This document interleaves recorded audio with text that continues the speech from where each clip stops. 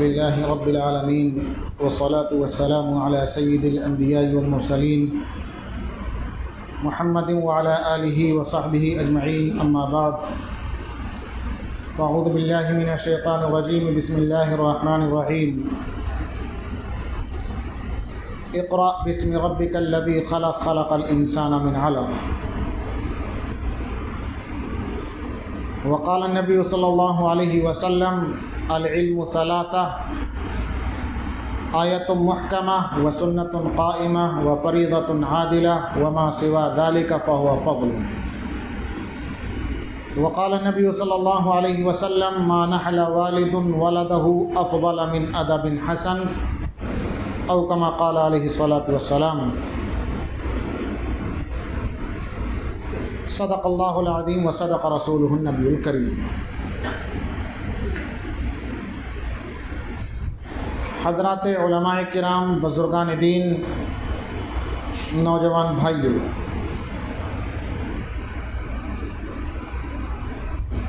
وقت محدود ہے جیسا کہ آپ بار بار سن رہے ہیں. کسی تمہید کا موقع نہیں ہے.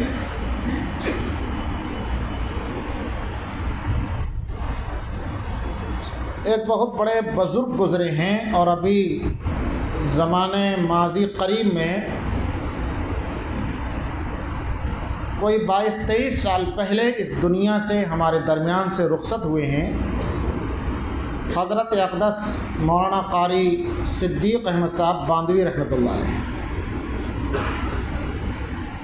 ایک اور بزرگ اور مضبوط عالم دین جو اس وقت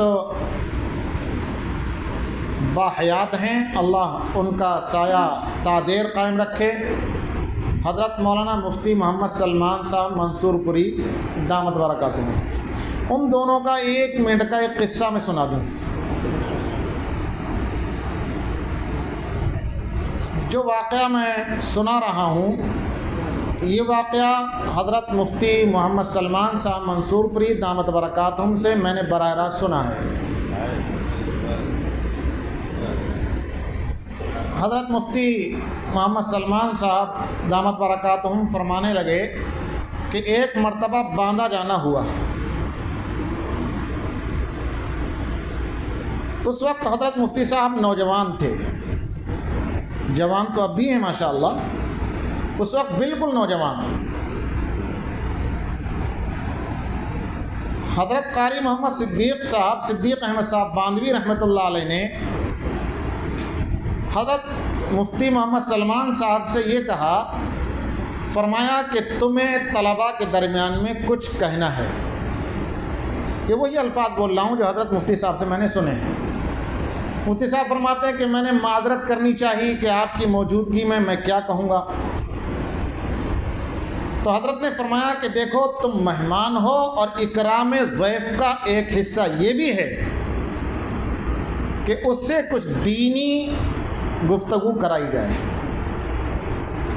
مفتی صاحب فرماتے ہیں پھر میرے لیے کوئی عذر نہیں تھا، چار و ناچار میں نے بھی کچھ باتیں حضرت کی خدمت میں، حضرت کی موجودگی میں عرض کی، اس نیت سے کہ اصلاح ہو جائے گی. میں نے یہ واقعہ اس لیے سنایا کہ اسٹیج پر ہر اعتبار سے، میرے بزرگ عمر کے اعتبار سے، علم کے اعتبار سے، عمل کے اعتبار سے مجھ سے بڑے اور میرے اکابر یہاں موجود ہیں، لیکن مجھے اس آزمائش سے گزرنا پڑ رہا ہے صرف اس لیے کہ میں مہمان ہوں. ورنہ حق تو یہ تھا کہ میں بھی استفادہ کرتا اور آپ بھی ان اکابر سے استفادہ کرتے. خیر، میں بات کو آگے بڑھاؤں بغیر کسی تمہید کے میں عرض کروں. بار بار آپ سن رہے ہیں کہ عنوان ہے اصلاح معاشرہ.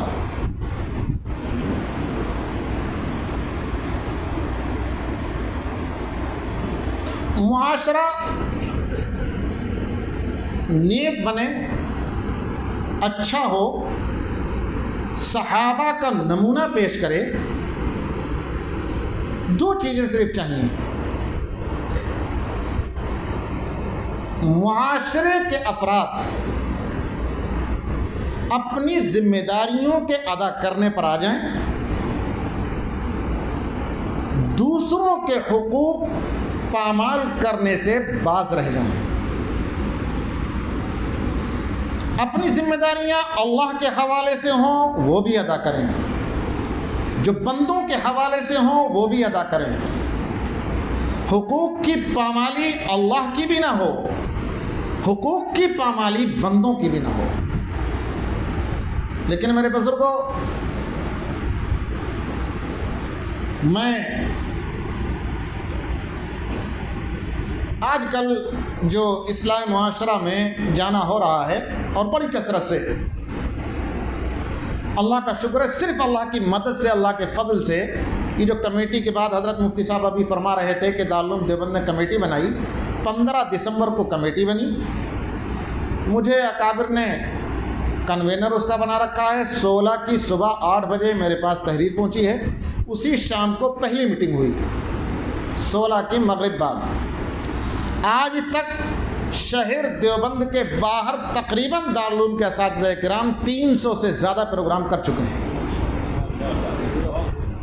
شہر دیوبند کے پروگرام کی صورتحال یہ ہے کہ 45 مساجد میں ہر ہفتے پروگرام ہو رہا ہے، 10 مساجد میں، چھوٹا سا قصبہ ہے، درس قرآن کریم باضابطہ ہو رہا ہے، 11 مساجد کے اندر بالغان کے قرآن کریم کی تصحیح کے لیے مجلس تصحیح قرآن باضابطہ ہو رہی ہے، اور درس حدیث بھی ان مساجد میں جن میں درس قرآن ہو رہا ہے ان میں چل رہا ہے۔ اور ایک اور چیز ہم نے کوشش کی ہے اور اس میں بہت حد تک اللہ کا فضل ایک کامیابی ہے کہ مضبوط مفتیان کرام کو مساجد میں ہفتے میں 1 دن بھیجا جا رہا ہے، جس سے کہ لوگ اپنی ضرورت کے مسائل بروقت حل کر سکیں۔ اگر کوئی پیچیدگی ہے تو وہ مفتی صاحب مصالحت بعد میں مشورہ کر کے کتابوں سے رجوع کر کے بتا سکیں۔ خیر، یہ تفصیل آ گئی آپ کے سامنے، لیکن جن پروگراموں میں جانا ہو رہا ہے میں بلا تکلف عرض کرتا ہوں کہ نیکیوں کے حوالے سے برا حال ہے، حقوق کی ادائیگی کے اعتبار سے معاملہ اس سے بہت اوپر ہے جو ہم نے تصور کیا ہوا تھا، حقوق کی پامالی کے اعتبار سے ملت اتنے گہرے گڈھے میں ہے کہ جس کا تصور نہیں کیا جا سکتا۔ کبھی کبھی خیال آتا ہے دل میں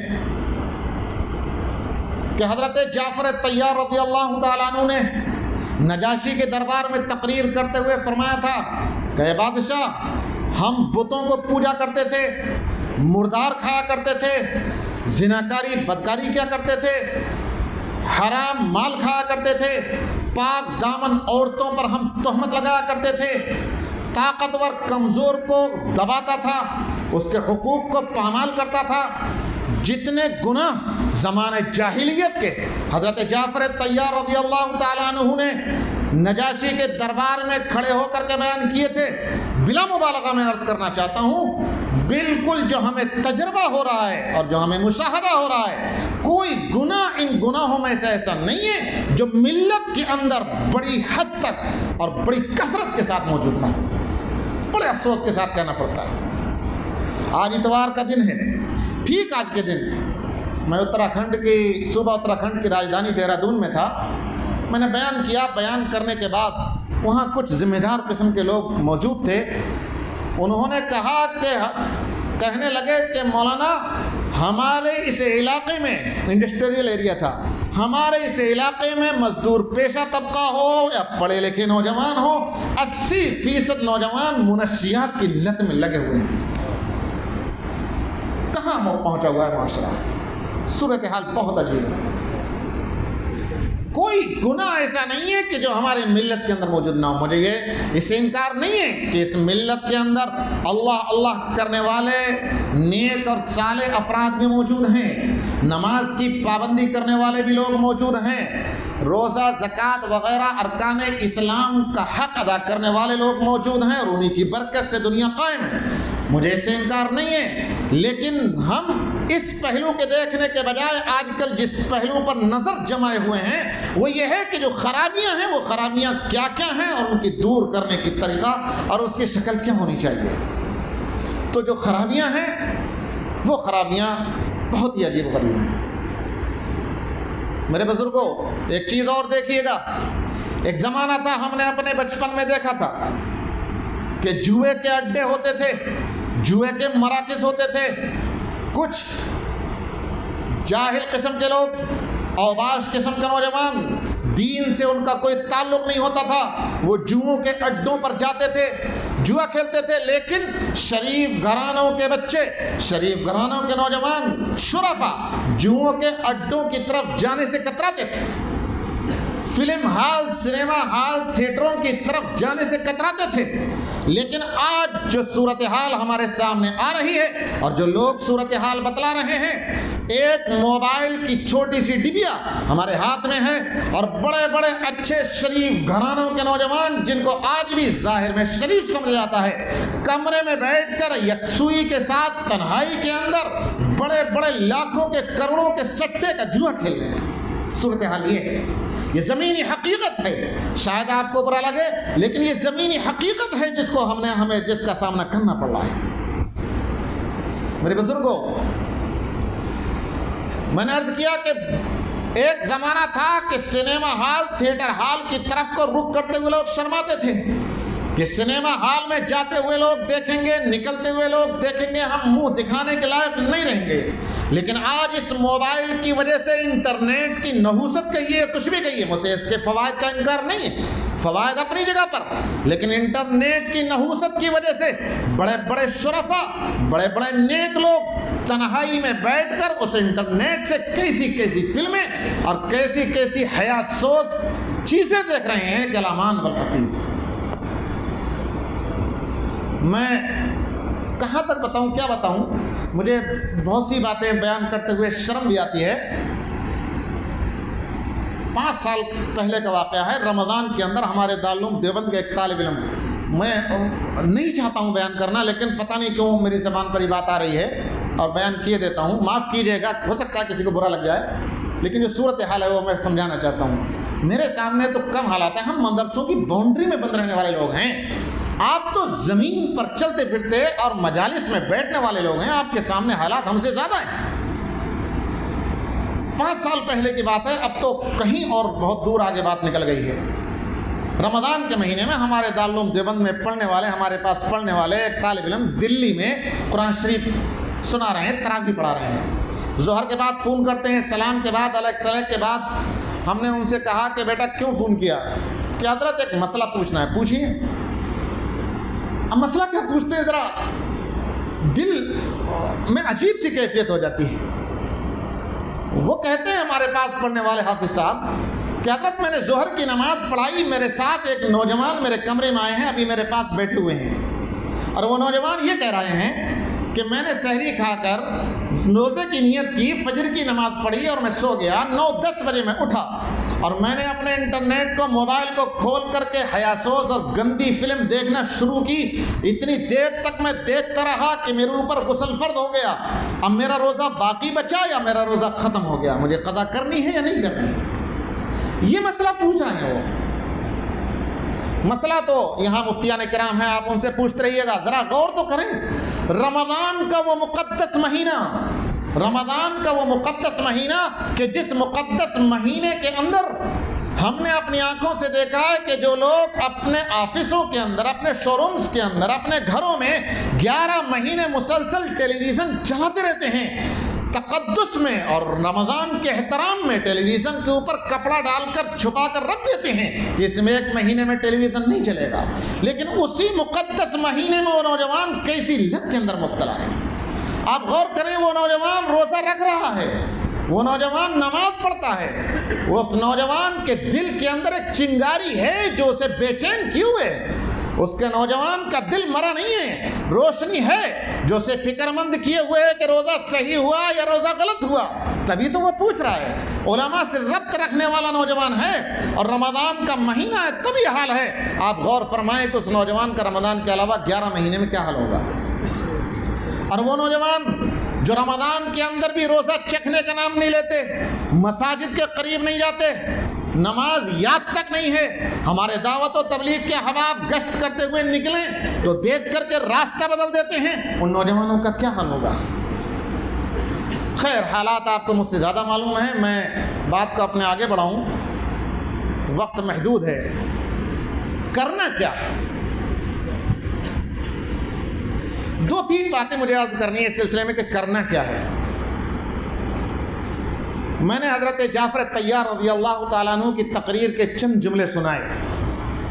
زمانہ جاہلیت کے جن خرابیوں کو، جن گناہوں کو حضرت جعفر طیار رضی اللہ تعالیٰ عنہ بیان فرما رہے ہیں، اور جو صورتحال، جو منظر کشی حضرت جعفر طیار فرماتے ہیں، آپ غور یہ کریں کہ کم از کم اس وقت ایمان تو ہے، اس وقت تو ایمان بھی نہیں تھا، کفر و شرک کے اندر وہ مبتلا تھے، اور سود اور شراب اور حرام مال تمام چیزیں الگ تھیں۔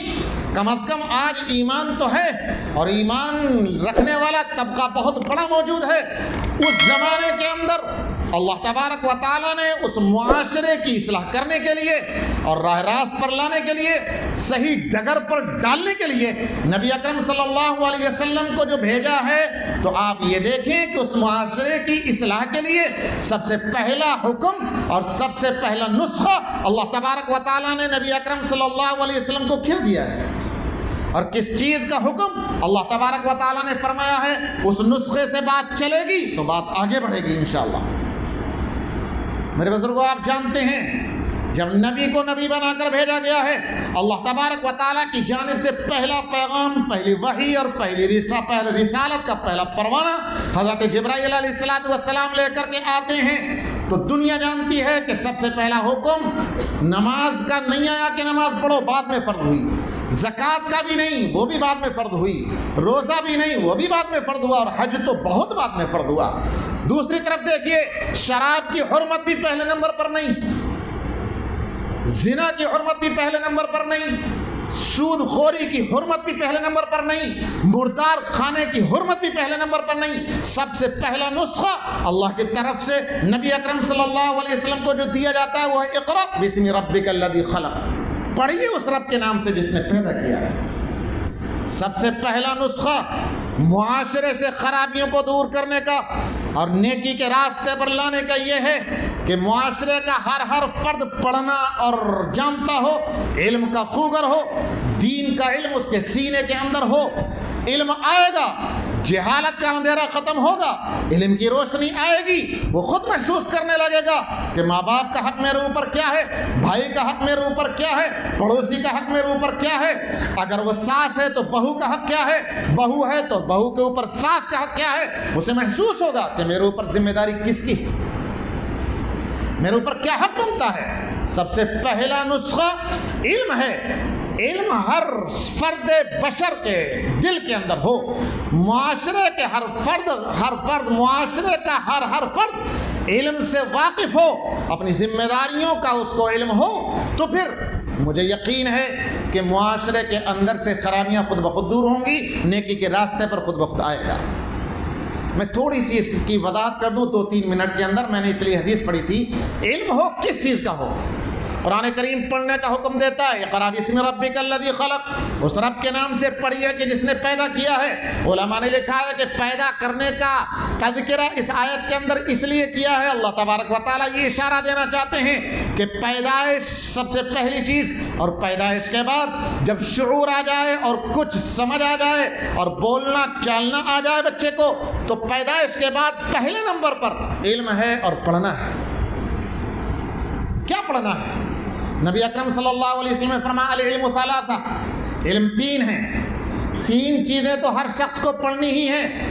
آیت محکمہ، قرآن کریم کی مضبوط آیات، سنت قائمہ، نبی اکرم صلی اللہ علیہ وسلم سے ثابت شدہ سنتیں، اور تیسرے نمبر پر فریضۃ عادلہ، ان علماء کے بیان کیے ہوئے مسائل جو علماء بھروسے کے ہوں، جو علماء نیک ہوں، جو علماء عادل ہوں، عدالت کی صفت ان کے اندر پائی جاتی ہو، جو بھروسے کے اور نیک علماء ہیں، ان کا بیان کیا ہوا مسئلہ معلوم ہونا چاہیے لوگوں کو۔ یہ 3 علم ہر فرد کو حاصل کرنا ہے۔ کوئی فرد معاشرے کا ایسا نہ ہو کہ جو قرآن کریم کو نہ جانتا ہو، قرآن کریم کا علم اس کو حاصل ہو، سنتوں کا علم اس کو حاصل ہو کہ نبی اکرم صلی اللہ علیہ وسلم کی سنت کیا ہے، مسائل کا علم اس کو حاصل ہو، پوری دنیا کے مسائل نہ صحیح، لیکن جس شعبے زندگی سے تعلق رکھنے والا انسان ہے، جس شعبے زندگی سے تعلق رکھنے والا انسان ہے، اس شعبے کے مسائل سے واقف ہو۔ تاجر کو معلوم ہو کہ تجارت میں کیا حلال ہے کیا حرام، کاشتکار کو معلوم ہو کہ میرے پیشے کا کیا حلال مسئلہ ہے اور کس چیز کا مسئلہ حرام ہے۔ اگر کوئی شخص نوکر پیشہ ہے تو نوکر پیشہ کیا کر سکتا ہے کیا نہیں کر سکتا ہے، اس کو مسائل کا علم ہونا چاہیے۔ حدیث کا آخری ٹکڑا سنیے جو میرے حساب سے بہت اہم ہے۔ ہمارے استاد محترم حضرت مولانا ریاست علی صاحب رحمۃ اللہ علیہ نے اس حدیث، یہ جو حدیث میں سنا رہا ہوں آپ کو، اس حدیث کی شرح کرتے ہوئے بعد والا جو ٹکڑا آ رہا ہے اس کے بارے میں فرمایا تھا کہ بعد میں ایک ٹکڑا ہے وما سوا ذالک فہو فضل، کہ کوئی شخص ہو معاشرے کا قرآن سیکھنا ہے، سنت سیکھنا ہے، نیک اور معتبر اور بھروسے کے علماء کے بیان کیے ہوئے مسائل کو سیکھنا ہے۔ اس کے بعد نبی اکرم صلی اللہ علیہ وسلم نے فرمایا کہ جو ان کے علاوہ علوم دیگر ہیں، وما سوا ذالک، اس کے علاوہ جو دیگر علوم ہیں تو وہ فضیلت کی چیز ہے، فہو فضل۔ مجھے یاد ہے اچھی طریقے سے حضرت استاد محترم نے فرمایا تھا کہ فضیلت سے ہے یہ فضل۔ ایک تفسیر کے اعتبار سے حدیث کی شرحیں اور بھی کی گئی ہیں، لیکن ایک شرح کے اعتبار سے یہ ہے کہ جو اس کے علاوہ دیگر علوم ہیں تو وہ فضیلت کی چیز ہیں۔ میں آپ کی زبان میں کہہ سکتا ہوں کہ قرآن اور سنت اور مسائل تو بالکل پرماننٹ ہیں، سب کو سیکھنا ہی ہے۔ اس کے علاوہ جو اور دیگر علوم ہیں وہ پلس پوائنٹ ہیں، آپ سیکھیے، کس نے منع کیا؟ بالکل سیکھیے، کون انکار کرتا ہے؟ ضرورت ہے اس وقت قوم کو ماہر ڈاکٹروں کی اور اچھے ڈاکٹروں کی، اور قوم کو ضرورت ہے اس وقت میں ماہر انجینئروں کو بھی، اور قوم کو ڈاکٹروں انجینئروں کے ساتھ ساتھ اس وقت میں بہت سخت ضرورت ہے ماہرین قانون کی۔ قوم کو بہت شدید ضرورت ہے اس چیز کی، لیکن قرآن پڑھے ہوئے، سنتوں کو جاننے والے، مسائل سے واقف، ورنہ معلوم ہے کیا ہوگا؟ اگر ڈاکٹر ہوگا، انجینئر ہوگا، لائر ہوگا، وکیل ہوگا، قرآن کا علم نہیں ہوگا، سنتوں کو نہیں جانتا ہوگا، مسائل سے واقف نہیں ہوگا، تو پھر یہ ہوگا کہ ایک ڈاکٹر کی نظر مریض کے مرض سے زیادہ مریض کی جیب پر ہوگی۔ ضرورت نہ ہونے کے باوجود اسکیننگ بھی کرائے گا، ضرورت نہ ہونے کے باوجود ایکس رے بھی کرائے گا، ضرورت نہ ہونے کے باوجود لیبوریٹری میں دسیوں ٹیسٹ بھی کرائے گا۔ کیوں؟ اسے کمیشن حاصل کرنا ہے۔ ہلکی دوا سے کام چلنے کے باوجود مہنگی مہنگی دوائیں لکھ کر وہ مریض کی جیب کو خالی کرے گا، اس کے دل میں ہمدردی اور شفقت نہیں ہوگی۔ نام چاہے مسلمانوں کا ہو لیکن طبیعت کے اعتبار سے وہ مسلمان نہیں ہوگا۔ میں واضح کر رہا ہوں، صاف صاف کہہ رہا ہوں کہ قوم کو ہر قسم کے افراد کی ضرورت ہے، لیکن اپنی ذمہ داریوں کو محسوس کرنے والا ہو، مسائل کو جانتا ہو، سنت سے واقف ہو کہ میں جس شعبے سے تعلق رکھتا ہوں اس شعبے حیات سے نبی اکرم صلی اللہ علیہ وسلم کی کن کن سنتوں کا تعلق ہے۔ ایک دوسری چیز اور ہوگی، اگر آپ کا بیٹا انجینئر ہے اور ایک آپ کا بیٹا ڈاکٹر ہے، ایک آپ کا بیٹا وکیل ہے، لیکن قرآن اور سنت کو مسائل کو جانتا نہیں ہے، تو ہو سکتا ہے نماز پڑھتا ہو، لیکن یہ بھی ہو سکتا ہے کہ نماز اس کی صحیح نہ ہو رہی ہو، خراب ہو رہی ہو۔ اس پر میں ایک واقعہ اور سنا دوں اور اپنی بات کو میں ختم کر دوں۔ بنگلور میں ڈیفنس کا ایک ITI ادارہ ہے، بہت بڑا، حکومت کا، فوج کا۔ اس میں آپ کے مہاراشٹر کے ہی اکولا کے ایک ہمارے دوست ہیں احسن زکریا صاحب، وہ ملازم ہیں۔ میں نے ان سے ایک مرتبہ پوچھا کہ آپ کیا کرتے ہیں؟ IIT ہیں، بہت شاندار انجینئر ہیں، اچھے۔ کہنے لگے کہ میزائل جو حکومت کا ہوتا ہے، وہ فوج کا ہوتا ہے، اسے کنٹرول کرنے کے لیے، نشانے پہ لگانے کے لیے اس میں ایک چپ لگائی جاتی ہے، جیسے موبائل میں سم ہوتی ہے۔ وہ چپ جس ڈپارٹمنٹ میں بنتی ہے اس کے شعبے کمپیوٹر کا میں ہیڈ ہوں۔ اچھے IIT انجینئر ہیں، IITian ہیں۔ کہنے لگے کہ 450 آدمی میرے ماتحت کام کرتے ہیں، ان میں صرف 7 مسلمان ہیں۔ کہ ظہر کا وقت آفس کے وقت میں ہوتا ہے تو ہم نے آفس کے اندر جماعت کے ساتھ نماز پڑھنے کا ماحول بنایا ہوا ہے، ہم سب لوگ اکٹھے ہو کر جماعت کے ساتھ نماز پڑھ لیتے ہیں. دیکھنے بھی ماشاءاللہ ایسے لگتے ہیں کہ بہت اچھے کسی مدرسے کے شیخ الحدیث ہوں گے. اللہ ان کے اعمال کے اندر، ان کی عمر کے اندر برکت عطا فرمائے. انہوں نے ایک واقعہ سنا بڑا عجیب سا.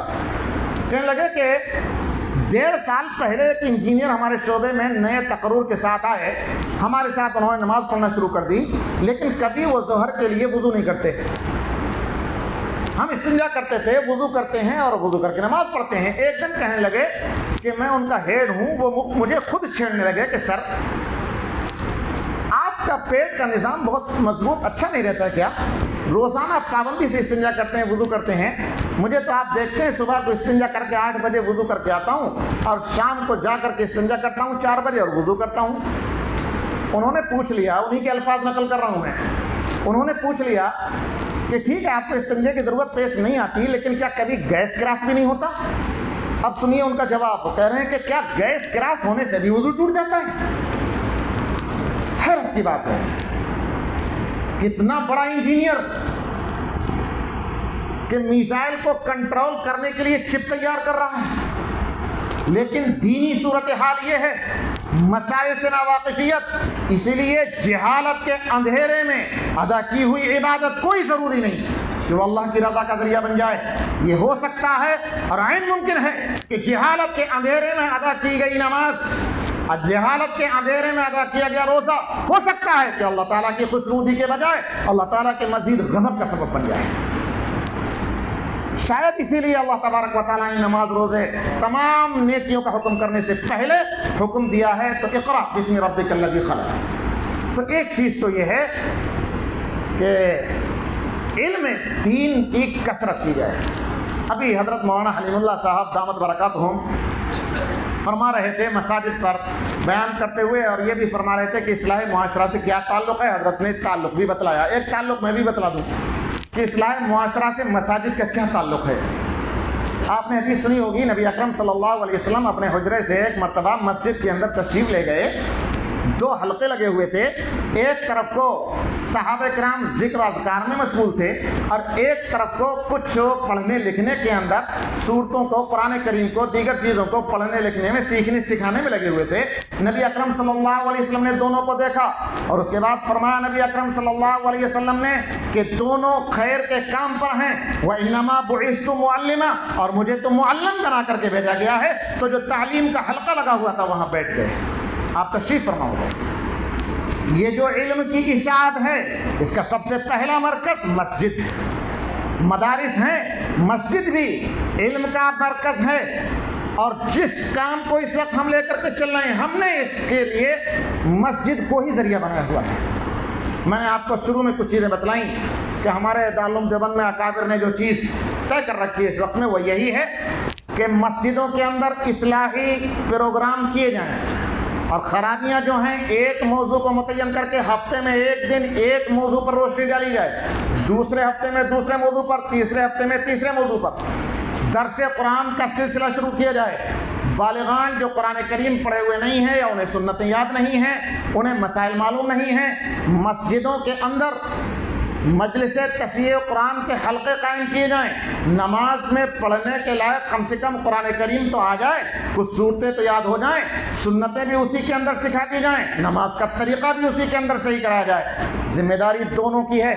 علماء کرام کی ذمہ داری ہے کہ وہ اپنی ذمہ داری کو محسوس کرتے ہوئے قوم کی اصلاح کی فکر کریں، اور قوم کی یہ ذمہ داری ہے کہ ضرورت ان کی ہے، ضرورت ان کی ہے اپنی ضرورت کو پورا کرنے کے لیے، اپنی علم کی تشنگی کو دور کرنے کے لیے، مسائل سیکھنے کے لیے، سنتوں کو یاد کرنے کے لیے، قرآن کریم کو پڑھنے کے لیے علماء کے پیروں پر پڑ جائیں، علماء کے منت سماجت کریں. اور جب تک عالم سے اپنا مقصد حاصل نہ کر لیں اس وقت تک اس کے پیروں کو نہ چھوڑیں. ایسا نہ ہو کہ ڈنڈے کے بلبوتے پر کے مجلس لگانی ہے، نہیں، دونوں اپنی ذمہ داریوں کو محسوس کریں، دونوں اپنی ذمہ داریوں کو محسوس کریں. علماء بھی اپنی ذمہ داریوں کو محسوس کریں اور قوم کے افراد بھی اپنی ذمہ داریوں کو محسوس کریں. مجلس تصحیح قرآن بھی لگے، درس قرآن بھی ہو، درس حدیث بھی ہو. یہ 4-5 چیزیں اس وقت میں علماء کرام نے، ہمارے اکابر نے شروع کی ہوئی ہیں. اور میرے بزرگوں، ایک آخری چیز یہ بھی ہے کہ محلوں میں عورتوں کے اندر، خواتین کے اندر دین اور علم کو پہنچانے کی شکلیں پیدا کی جائیں، خواتین کے اجتماعات منعقد کیے جائیں، ان میں تعلیم کے حلقے قائم کیے جائیں۔ ہم نے دارالعلوم دیوبند سے اسلامی معاشرہ کی کمیٹی قائم ہونے کے بعد چھوٹے چھوٹے پمفلٹ 8 صفحے کے، چھوٹے چھوٹے جو 5 سے 10 منٹ کے اندر پورے ہو سکتے ہیں، الگ الگ موضوعات پر تیار کرائے ہیں۔ 18 پمفلٹ آ چکے ہیں، 12 اس وقت پریس میں ہیں اور مزید تیاری چل رہی ہے۔ کچھ سیٹ ہم لے کر کے آئے ہیں، حضرت مفتی سعید الرحمان صاحب دامت برکاتہم کو کچھ دیے ہیں، کچھ اور منتظمین کو دیے ہیں، اور حضرت مفتی سعید الرحمان صاحب بمبئی کے اندر انتظام کر رہے ہیں، اور دیگر ہمارے اکابر سب کے مشورے سے کام اللہ کا فضل ہے ہو رہا ہے، بڑھ رہا ہے کہ بہت بڑی تعداد میں ان سیٹوں کو تیار کرا کے یہیں چھپا کر کے پہنچانے کی کوشش کریں گے۔ آپ حضرات بھی اپنی طلب کو اور خواہش کو ظاہر کریں، اس میں تعاون بھی مختلف قسم کا ہے، تقسیم کرنے کا، دوسری چیزوں کا۔ اگر کہیں ایک مجلس میں خواتین کو جمع کر کے ہفتے میں ایک دن ایک کتابچہ 8 صفحے کا پڑھ کر کے سنا دیا جائے تو اس موضوع سے متعلق کئی حدیثیں اور صحیح بات خواتین کو مل سکتی ہے۔ اپنے مجلس علم کو منعقد کریں، مجلس تعلیم خواتین کے حلقوں کو منعقد کریں، ان کے اندر ان کو سنانے کا ماحول بنایا جائے۔ میرا وقت پورا ہو چکا ہے، اکابر یہاں موجود ہیں۔ یہ ابھی حضرت مولانا محمود خان صاحب درے وادی دامت برکاتہم ایک بات فرما رہے تھے، میں یہ سن رہا تھا، میں نے اسی وقت اس کو نوٹ کیا کہ یہ بات مجھے بھی کہنی ہے۔ مجھے کیا کہنی ہے وہ آگے کی بات۔ حضرت فرما رہے تھے کہ یوم اطفال منایا جاتا ہے، یوم خواتین منایا جاتا ہے، یوم عشاق منایا جاتا ہے۔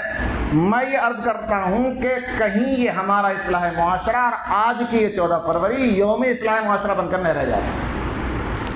یوم اصلاح معاشرہ بن کر نہ رہ جانے کا مطلب یہ ہے، اور میں یہ عرض کرنا چاہتا ہوں، بہت ہی انتہائی ادب کے ساتھ درخواست کرنا چاہتا ہوں کہ یہ پروگرام ہو کر کے بالکل معاملہ ختم نہ ہو جائے۔ یہ پروگرام اصلاح معاشرہ ابھی ہوا نہیں ہے، ہم عزم کر رہے ہیں اس پروگرام میں بیٹھ کر کے اصلاح معاشرہ کرنا ہے۔